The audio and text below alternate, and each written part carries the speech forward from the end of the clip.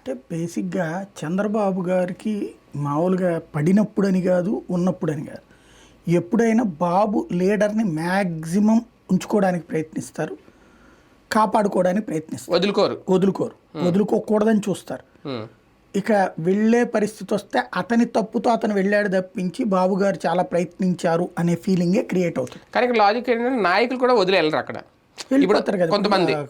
ఇతను పేరేంటి కేసీఆర్ నాని వెళ్ళాడు కదా, ఆయన అంటే ఇంకా నేనంటే అదే అట్లాగా ఆ లీడర్లని వాళ్ళు వెళ్ళిపోతానికి ఇప్పుడు వల్లభనేని వంశీ బయటికి రాలేదా, కొడాలి నాని బయటికి అలా అనుకుంటే మరి జవహర్ వెళ్ళలేదు, ఒక అనిత వెళ్ళలేదు, వాళ్ళకి నియోజకవర్గాలు మార్చి వాళ్ళు ఓడిపోయినా వెళ్ళలేదు, మంత్రులుగా చేశాడు ఆయన కూడా. వాళ్ళని ఎవరు పిలుస్తున్నారు అక్కడ? పిలిచేమి ఎగబడి ఇవ్వట్లేదు కదా.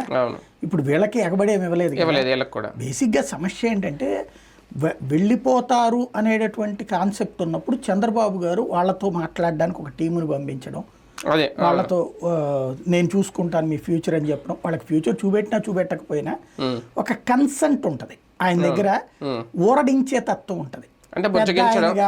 పెద్ద ఆయనగా ఆ వయసులో ఉన్న వ్యక్తి, నీకు నేను చేద్దాం అనుకున్నాను చాలా, కానీ మనకి మధ్యలో ఇబ్బంది అయిపోయింది, పవర్లో ఉన్నప్పుడు చేద్దాం అనుకున్నప్పుడేమో ఏడావిలో పడిపోతుంటాను, పవర్ దిగిపోయిన టైంలోనే ఏం చేయలేకపోయినాను బాధపడుతుంటాను, నీకు నేను ఫ్యూచర్ చూస్తాను, నువ్వు పార్టీని మారబాక అని భుజం మీద చెయ్యేస్తాడు.